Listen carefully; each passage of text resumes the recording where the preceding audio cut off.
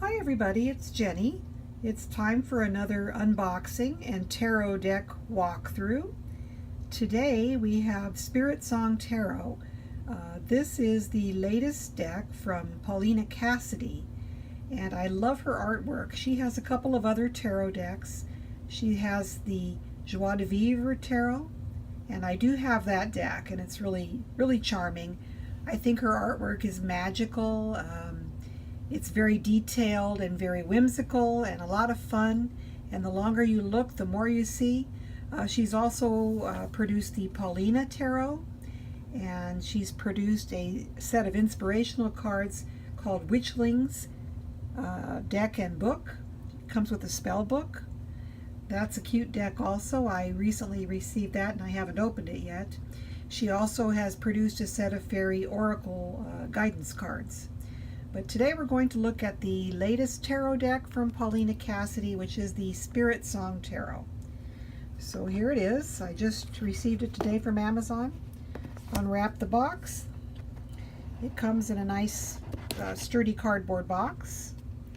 I love this. I wish more deck producers would box the decks like this. Spiritsong Tarot.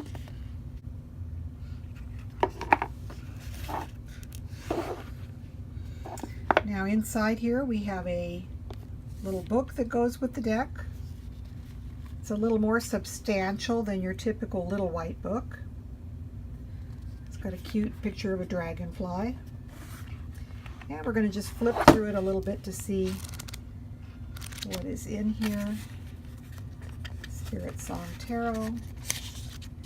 Introduction. The Spiritsong Animals. Now this deck is a little different from many other tarot decks because each card has a different animal represented on it. So let's see how she divides the minor arcana. Is divided into the elemental suits, which I like. So we have the fire element, air element, water element, and the earth element. And these elements are represented by acorns for fire, feathers for air, shells for water, and crystals for earth. And then the book, the major arcana sort of speak for themselves. There's a little bit about each card, message, keywords, reversed meanings, reversed keywords. She's got some tips for connecting to your cards.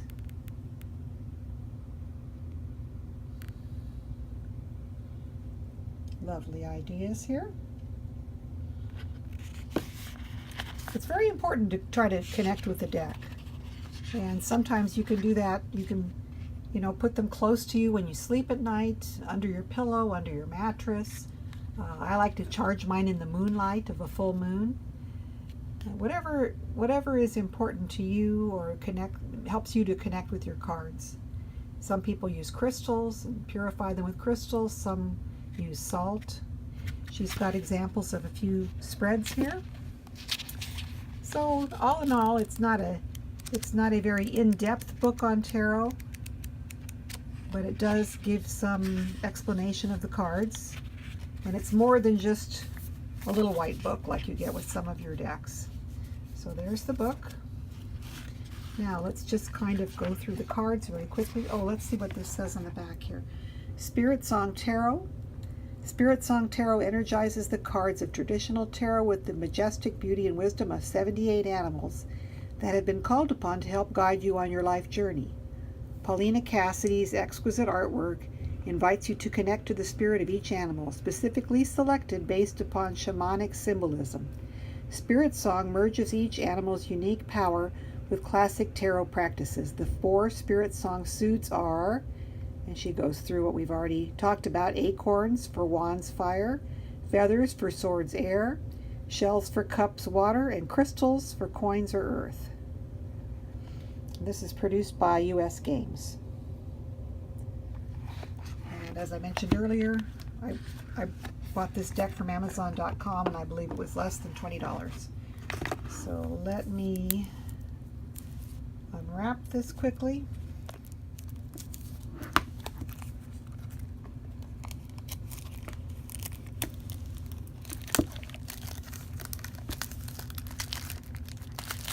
And we will have the fun of going through this deck together. Now, the cards themselves are fairly heavyweight, but they're thin and manageable. They're not too thick. And they are matte. They're not shiny. Let's look at the back. It's a reversible back.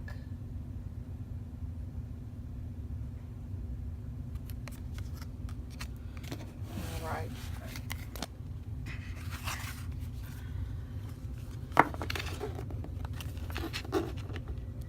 So just a quick walkthrough so you can see the cards. We won't spend a lot of time editorializing about the cards. The Traveler for the Fool.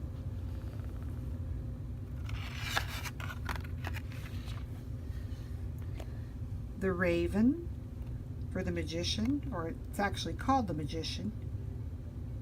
And she does have keywords here: willpower, creation for the Raven. The Traveler, adventure, and potential.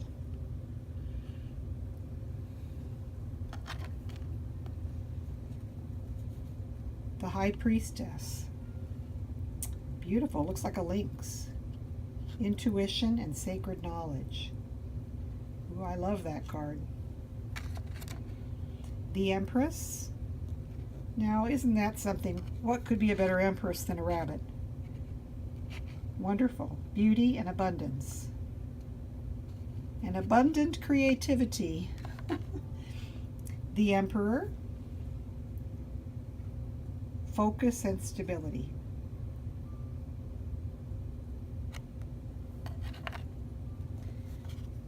The Shaman or Shaman instead of the High Priest. Divine wisdom and spiritual power. Looks like we've got an eagle to represent the Shaman. Number 6, love, choice, and trust.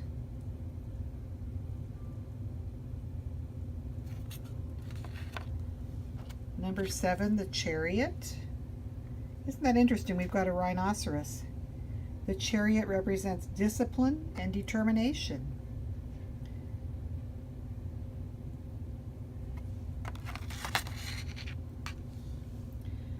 Strength.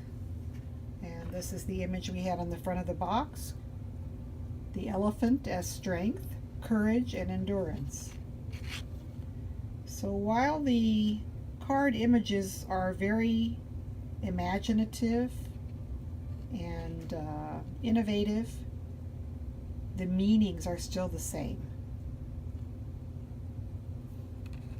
Strength. Next we have the Hermit as a koala bear. Contemplation and wisdom.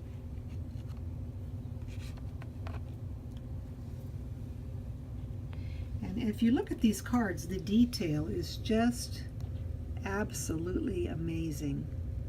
Each and every card is so detailed. Her drawings are just fabulous. I love this koala. Look at the face of the Hermit. He's up in the tree. It's just wonderful. Alrighty, then we have the wheel, which an octopus is a pretty good representation of a wheel for change and possibilities.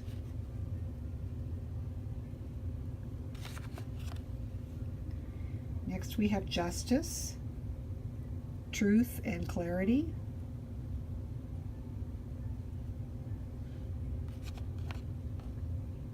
The Hanged Man, praying mantis, patience and perspective.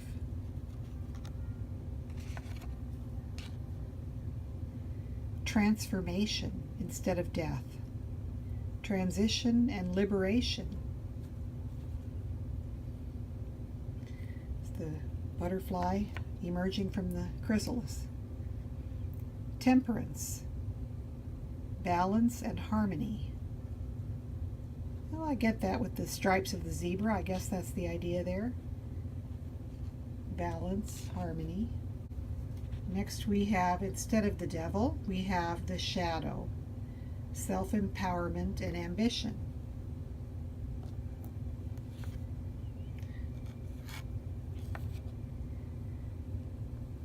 The Tower, release and revelation. Chameleon. So that's the idea of change and adaptation. Very interesting. She's really put a lot of thought into the cards and which animals can represent the different ideas behind the cards. The Star, peace and healing. We've got a swan there, a beautiful swan to represent the star. Now, what better card to represent the moon than an owl? Love that. Imagination and perception. The sun, vitality and joy. There's nothing sunnier than a hummingbird. Awakening for the Judgment card. Renewal and enlightenment. We have a beautiful peacock. I'm in love with these cards. The World, fulfillment and celebration.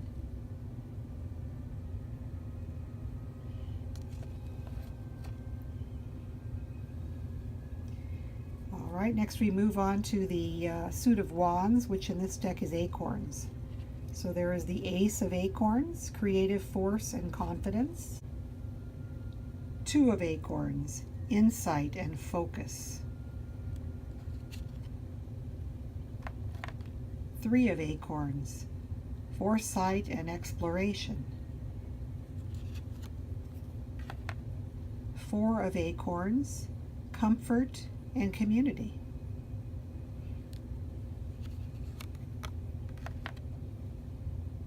Five of Acorns, challenge and growth.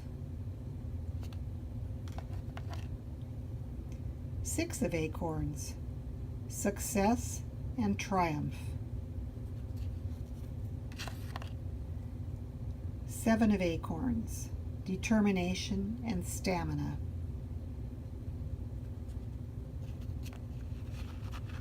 The Badger.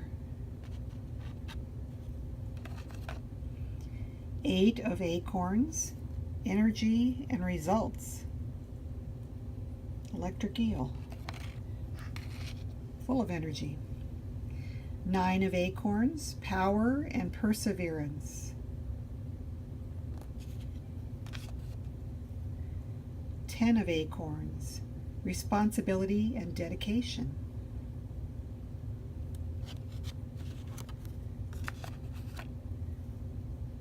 Page of Acorns, discovery and enthusiasm. The Knight of Acorns, action and drive. The Queen of Acorns, passion and creativity.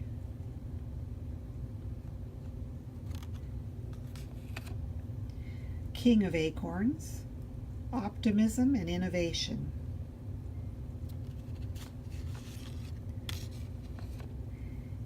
All right, next we move on to the water suit, which in this deck is shells instead of cups. Here is the Ace of Shells. Sea turtle, happiness and abundance. Two of Shells, union and harmony. Three of Shells, playfulness and bliss. Four of Shells, soul searching and re-evaluation.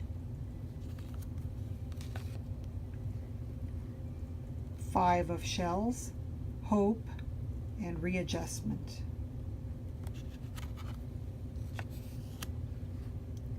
Six of Shells, sentiment and joy. Seven of Shells, choice and ambitions. Eight of Shells, quest and renewal.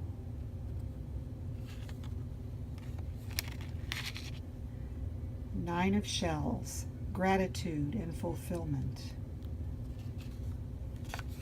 And 10 of Shells, blessings and well-being. The Page of Shells, intuition and inspiration. The Knight of Shells, charm and passion. Queen of Shells, peace and compassion. King of Shells, harmony and integrity. I really like the starfish as the King of Shells. And for that matter, I love the sea lion as the Queen of Shells. I love all these cards. They're just beautiful. They're really made by someone who has a deep understanding of tarot, not just a superficial interpretations that we might have seen with a lot of the Rider-Waite decks. All right, next we move on to the Air suit, which is Suit of Feathers. And this would be the swords in the traditional Rider-Waite tarot decks. Ace of Feathers, or in any traditional deck, not just Rider-Waite, but even going back farther than that. Decks have always included the Suit of Swords, going way back hundreds of years. Two of Feathers, decision and direction. This is interesting that even though it's a suit of feathers, these are not necessarily birds. So it's a little bit of a stretch for me on these. I would have liked to have seen something other than mammals and amphibians for the suit of feathers, but that's just me. But I can work with this. Two of Feathers, decision and direction.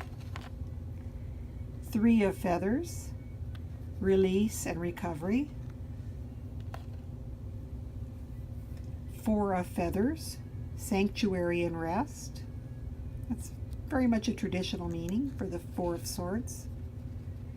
Bear hibernating, perfect. That's just perfect. Five of Feathers, strategy and resilience. Six of Feathers, that's the image from the front of the book. Transition and insight. Seven of Feathers, preparation and resourcefulness. Eight of Feathers, courage and solutions.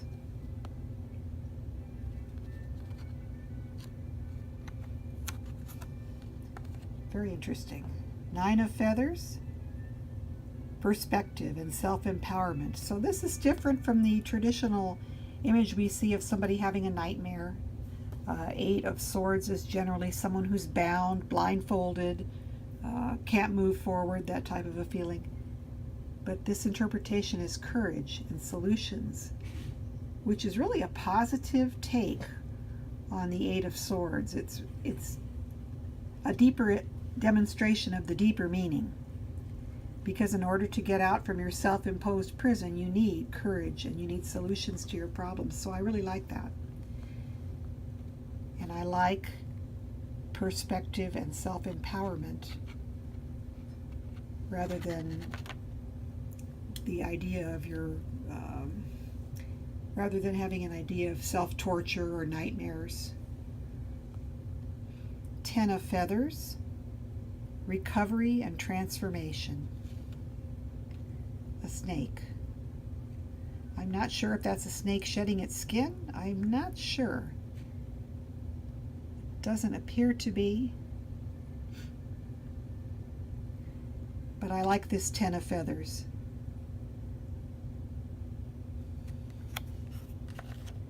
Page of Feathers, exploration and discovery.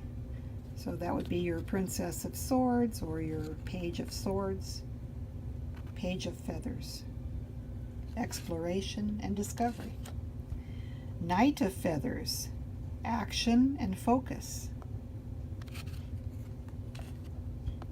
Queen of Feathers, perception and truth. That's beautiful. These cards are all just gorgeous. The King of Feathers, logic and justice.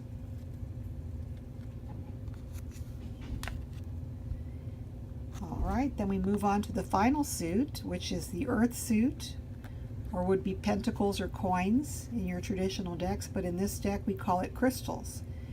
We have the Ace of Crystals for manifestation and prosperity. We have the Two of Crystals, balance and adaptability. I like that. The idea of how the kangaroo balances on his two legs. Two very strong legs, I might add. The Three of Crystals, collaboration and productivity. That's sort of the apprentice card in most decks. Four of Crystals, control and security. So I like the idea of the Four of Pentacles or Earth or coins as a feeling more of security rather than the image you normally would see for this card, which is somebody with a box kind of hoarding or being selfish or greedy. It's just such a shallow meaning to me.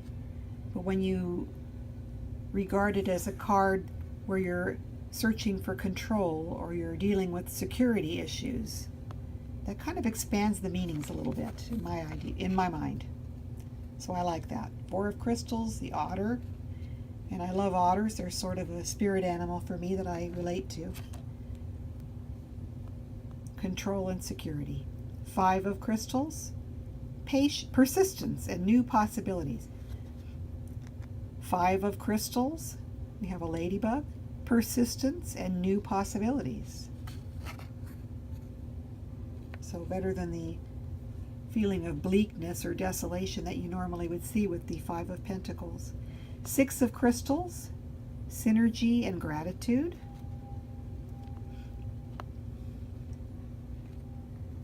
Very cute meerkats, I guess those are. Seven of Crystals, options and results.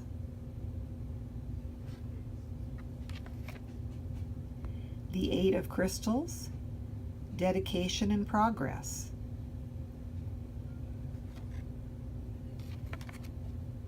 Nine of Crystals, security and abundance.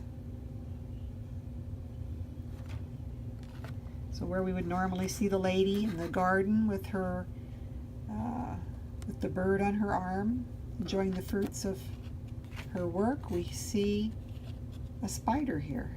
Very interesting take on the meaning of the card. 10 of Crystals, stability and attainment. And there are the crystals surrounding the crocodile. 10 of Crystals. Page of Crystals, ideas and discipline.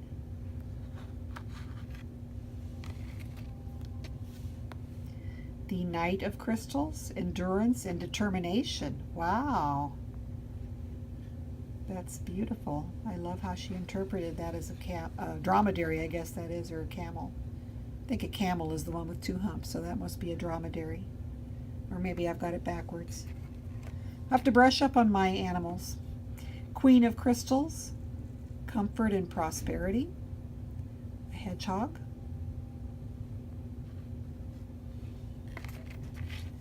And the King of Crystals is the very last card in the deck. Courage and commitment. So there you have it. As I said, I've just unboxed this deck. Have not worked with it at all. Have just opened it. And my first impression is that I love it. And I can't wait to work with it. This is one I think I'm going to hang on to for a long time. I have a lot of decks that I'm going to be destashing in the near future that I just don't connect with or relate to, but right out of the box I already know that I'm going to relate well to this deck. So even though it's a little bit different, if you're a new reader and you're not familiar with the very simpler traditional meanings of the cards, you might want to start with Rider-Waite and expand with something like this. I would say this is for a reader who's beyond the basics of the cards. But it's very workable, and because there are keywords on each card, it wouldn't be impossible for even a new reader to work with this deck. So I love it. I love the artwork. Thank you, Paulina Cassidy, and I'll have to review the other deck that I have by her, which the other one that I have is the Joie de Vivre, I believe. I don't have her Paulina Tarot, but I believe from looking through this one, I like it better than her other two decks prior to this. So take care, and we will talk to you later.